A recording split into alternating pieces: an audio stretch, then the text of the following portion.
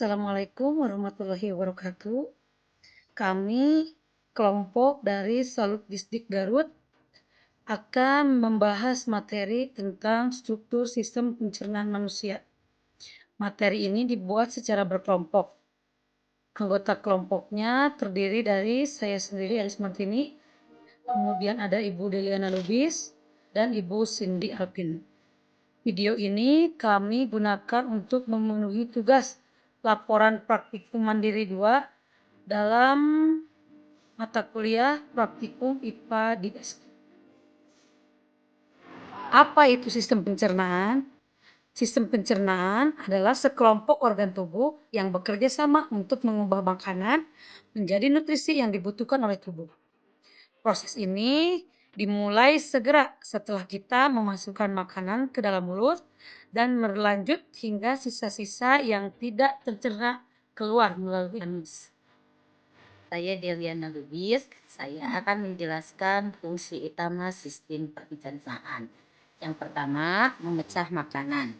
Makanan yang kita konsumsi akan dipecah menjadi partikel-partikel yang lebih kecil sehingga mudah diserap oleh tubuh.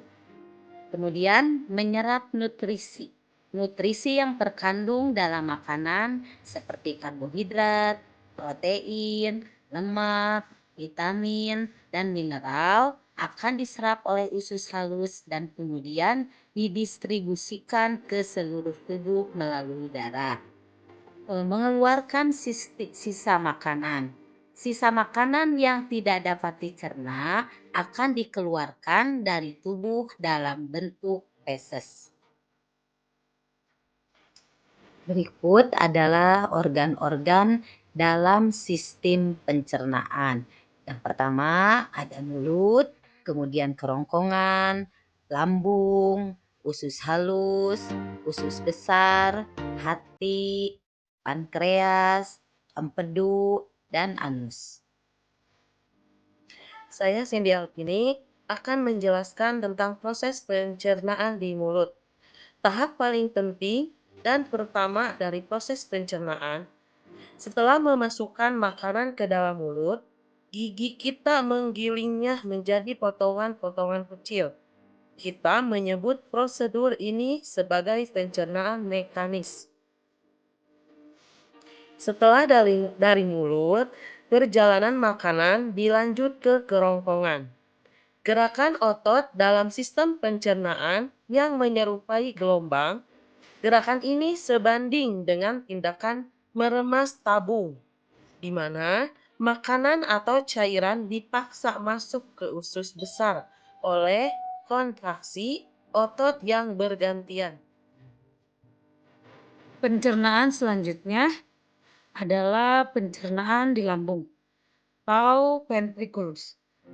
Di dalam lambung, sel parietal menghasilkan asam lambung. Lambung tidak hanya mengeluarkan asam lambung, tetapi juga sejumlah enzim lain yang penting untuk proses pencernaan. Agar makanan lebih mudah diserap tubuh, enzim-enzim ini bergabung dengan asam lambung untuk memecahnya menjadi potongan-potongan kecil. Proses selanjutnya adalah penyerapan nutrisi di usus halus. Nutrisi penting dalam makanan kita disiapkan untuk diserap oleh tubuh setelah melewati proses di mulut, lambung, dan sebagian usus halus. Usus halus adalah tempat proses penyerapan ini biasanya berlangsung. Usus halus memiliki luas permukaan bagian dalam yang relatif besar dan merupakan organ yang panjang dan berkelok-kelok.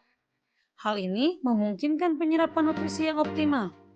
Vili dan mikrofili yang merupakan jutaan proyeksi mikroskopis melapisi dinding usus halus.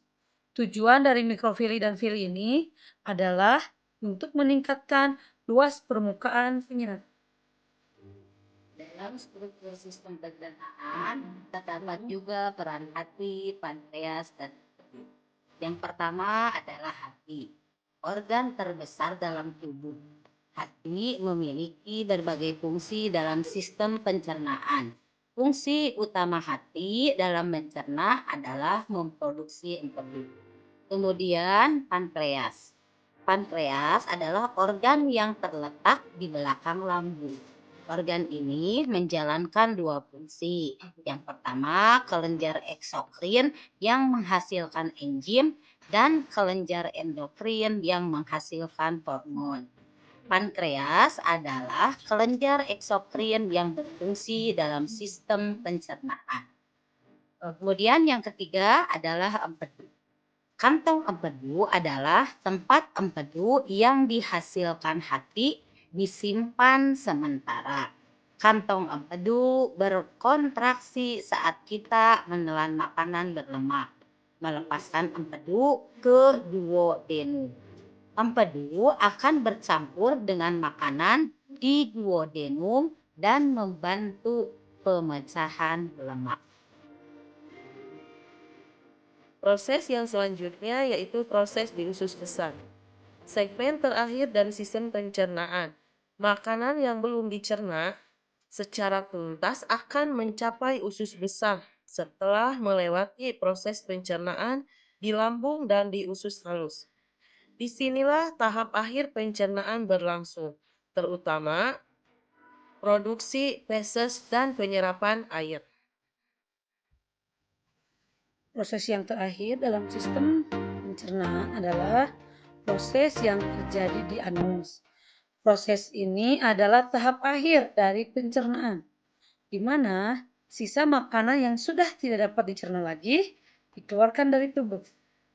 Anus adalah bagian dari sistem pencernaan yang berfungsi sebagai saluran keluar bagi kotoran.